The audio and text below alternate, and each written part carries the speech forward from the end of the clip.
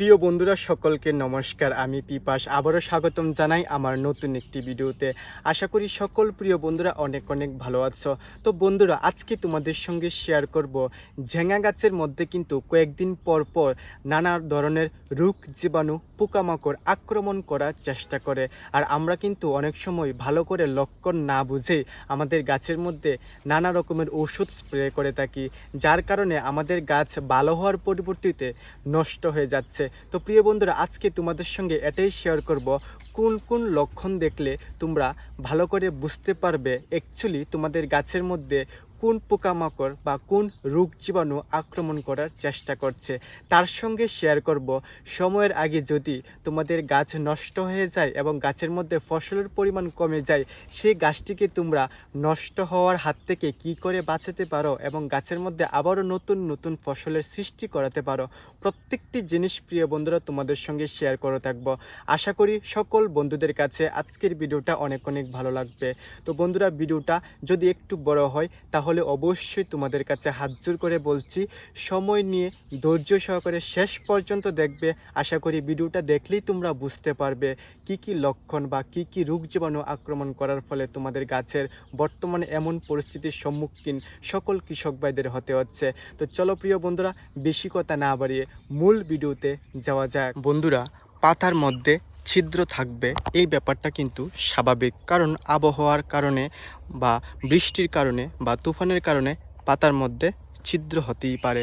কিন্তু বন্ধুরা, যখনই তোমাদের কাছে নতুন পাতার সৃষ্টি হবে তখন যদি দেখো সেই পাতাগুলা অতিরিক্ত পরিমাণ ছিদ্র হয়ে যাচ্ছে এবং হঠাৎ করে যদি তোমরা লক্ষ্য করে থাকো যে তোমাদের গাছের মধ্যে নতুন নতুন যে শাখা প্রশাখা বের হতো সেই শাখা প্রশাখা হঠাৎ করে বের হয়ে যাওয়া বন্ধ হয়ে যাচ্ছে, তার জন্য অবশ্যই তোমরা বুঝতে পারবে এই যে জীবাণুটা সেটা হলো স্যাঙ্গা। আমরা এই জীবাণুটাকে স্যাঙ্গা বলে থাকি। বন্ধুরা, এই যে জীবাণুটার কথা বললাম, এই জীবাণুটা কিন্তু নতুন নতুন যে শাখা প্রশাখা তোমাদের গাছের মধ্যে বের হবে, সেই শাখা প্রশাখার মধ্যে কিন্তু নতুন নতুন ফসলের সৃষ্টি হবে। আর সেই শাখা প্রশাখাটাই নষ্ট করে ফেলে এই জীবাণুটা। বন্ধুরা, এই জীবাণুটা যদি তোমাদের শাখা প্রশাখাগুলাকে নষ্ট করে ফেলে তাহলে কিন্তু তোমাদের গাছের মধ্যে নতুন নতুন যে ফসলের সৃষ্টি হতো সেটা কিন্তু বন্ধ হয়ে যাবে। হঠাৎ করেই তোমরা লক্ষ্য করতে পারবে তোমাদের গাছের মধ্যে দিন দিন ফসলের যে পরিমাণ সেটা কিন্তু কমে যাচ্ছে। তার জন্য বন্ধুরা, এই জীবাণুটাকে মারার জন্য অবশ্যই তোমরা গাছের মধ্যে ওষুধ স্প্রে করবে।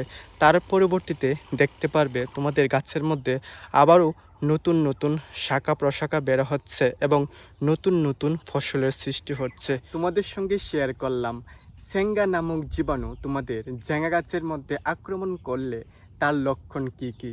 এখন তোমাদের সঙ্গে শেয়ার করব বলা নামক পোকা যদি তোমাদের ঝেঙা গাছের মধ্যে আক্রমণ করে সেটা বোঝার লক্ষণ কি কি, এবং এটাও শেয়ার করব যদি এই পোকা তোমাদের গাছের মধ্যে আক্রমণ করে তাহলে তোমাদের ফসলের বা গাছের কি কি ক্ষতি হতে পারে। সকল তথ্য বন্ধুরা তোমাদের সঙ্গে শেয়ার করব, ধৈর্য সহকারে দেখবে। আশা করি সম্পূর্ণ তথ্য দেখে তোমরা নিজেরাই বুঝতে পারবে। বন্ধুরা, আমরা কিন্তু নিশ্চিত যে এই জিনিসটি করলে আমাদের মতো তোমাদের গাছের মধ্যে আবারও নতুন নতুন ফসলের সৃষ্টি হবে। তোমাদের দেখানোর উদ্দেশ্যে চলে আসলাম আরেকটি জমিতে, যেই জমিতে আমরা বলার ওষুধ দিয়েছি এবং অনেক অনেক লাভবান হয়েছি। বলার ওষুধ দেওয়ার পর আমরা কিন্তু ওষুধ দেওয়ার পর আমাদের ফসলকে আমরা রক্ষা করতে পেরেছি। তার জন্য প্রিয় বন্ধুরা, তোমাদের সামনে আমি এখন তুলে ধরব তোমরা কি কি দেখলে বুঝতে পারবে তোমাদের ফসলকে বলা নষ্ট করছে নাকি স্যাঙ্গা নষ্ট করছে। তো চলো প্রিয় বন্ধুরা, এক এক করে দেখাবো সামনে থেকে। প্রিয় বন্ধুরা, আমি কিন্তু প্রত্যেকটি জিনিস তোমাদের সঙ্গে শেয়ার করে থাকি, তার জন্য সকলের কাছে আমার অনুরোধ থাকবে আমার ভিডিওটা অনেক অনেক শেয়ার করে দেবে, যাতে তোমাদের মাধ্যমে অন্য বন্ধুদের কাছে আমার ভিডিওগুলা পৌঁছায়, তারাও যাতে আমার ভিডিওগুলা দেখতে পারে। আর যদি প্রিয় বন্ধুরা আমার ভিডিওগুলা তোমরা ইউটিউবে দেখে থাকো তাহলে অবশ্যই আমার ইউটিউব চ্যানেলটিকে সাবস্ক্রাইব করে রাখবে। আর যদি ফেসবুকে দেখে থাকো তাহলে অবশ্যই আমার ফেসবুক পেজটিকে ফলো করে রাখবে।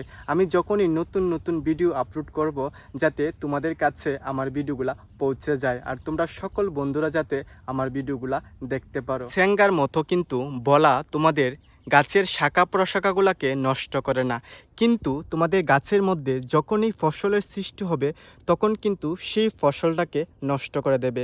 তো দেখতেই পাচ্ছ প্রিয় বন্ধুরা, যদি তোমরা ফসলের মধ্যে এমনভাবে ছিদ্র অবস্থায় দেখতে পাও বা যখনই দেখবে একটু ছিদ্র হয়ে যাচ্ছে, তখনই কিন্তু তোমাদের এটা বুঝতে হবে এটা কিন্তু বলা আক্রমণ করছে। তার জন্য তোমরা অবশ্যই বলা মারার ওষুধ তোমাদের গাছের মধ্যে স্প্রে করতে হবে। আবারও যদি প্রিয় বন্ধুরা তোমরা দেখতে পাও তোমাদের গাছের মধ্যে যে নতুন ফসলের সৃষ্টি হচ্ছে, ফসলের যে পিছের ভাগ অংশটা দেখতে পাচ্ছ কেমন হয়ে গেছে, এটা কিন্তু প্রিয় বন্ধুরা বলার আক্রমণ।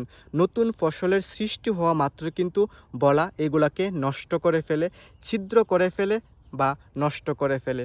তখনই কিন্তু তোমাদের বুঝতে হবে প্রিয় বন্ধুরা যে সেটা স্যাঙ্গার আক্রমণ না, সেটা কিন্তু বলা নামক পোকার আক্রমণ।